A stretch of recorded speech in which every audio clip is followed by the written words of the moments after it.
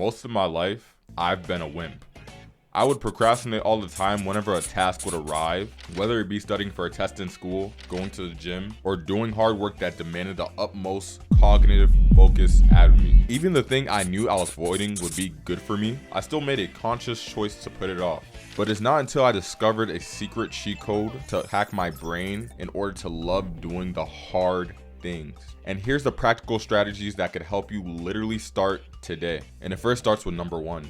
Fixing your self-image. Bro, when I tell you self-image is so important today, especially with so many people chronically online glued to their phones and using that as a distraction, resulting in work never getting done. Not to mention, it's not only a symptom of having poor self-image, but also poor mental health as well. And this is exactly why you view something as hard, because of your perception and your view on said thing. And bro, this doesn't even have to apply to work that you've been putting off. This could also apply to smaller things such as keeping up with your personal hygiene. And people will usually describe this as someone being depressed when their appearance or their environment, like their rooms, is in a down bad, horrendous state. And this is exactly what it is. When you have poor self-image and poor mental health, the smallest things feel tedious. But similar to the muscles that you build in the gym over time, if you just train yourself to do that hard task with the least amount of resistance, you're more likely to do it without trying. But let's switch it over to the work, right? Show up for the work or task at hand and only tell yourself you're only gonna do this hard thing for a short period of time. So essentially taking baby steps. Because as human beings, it's natural for us to seek the path of least resistance. So in other words, if something's deemed harder, we'll not only just take a shorter, but easier path that gets us to our goal much quicker. And doing this thing, which leads me into step number 2 of implementing the 2-minute rule. It's a concept made by the author of Atomic Habits. As James Clear puts it, if an action will take less than 2 minutes, it should be done at the moment it's defined. So essentially just do that hard task for just a little bit, whether it be 2 minutes, 5 minutes. Hell, maybe if you're feeling risky, you can shoot for 10. But the point is, it will easily help you get back into a state or mode required to get started on that said task. So if you choose to go about it this way, bro, what was once feeling like something daunting before you starts to become something easier to break apart bit by bit. So this is basically an action step. Try this approach and you're likely to see how much longer you could do that hard thing for, and actually be surprised by how much you get done. Because I'm telling you, bro, it's almost like a superpower when you're focused. Step number 3, fall in love with the process. There's a huge misconception that most people think that they need motivation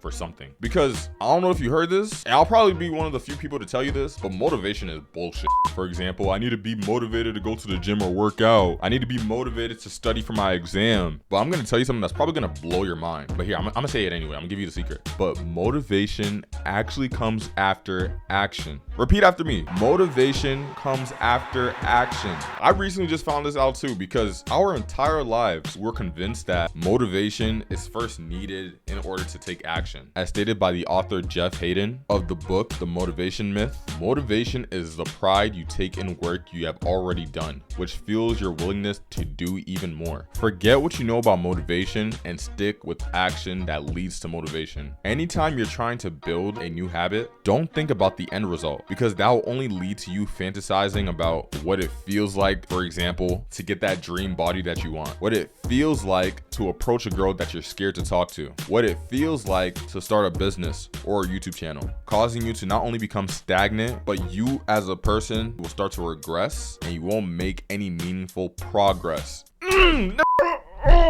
like that. Oh my god, I'm spitting. Bro, I just rhymed that time. Y'all better like the video.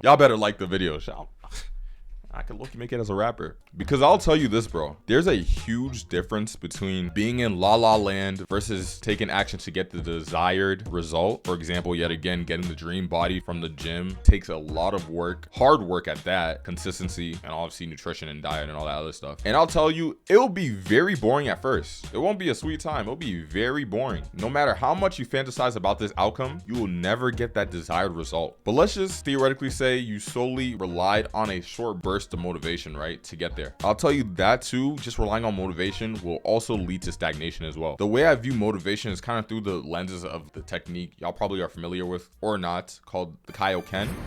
So for those of you who don't know or don't watch anime, basically the Kaioken gives the user a small burst of energy for a very limited time before rendering the user's body useless and strained and stressed and all that.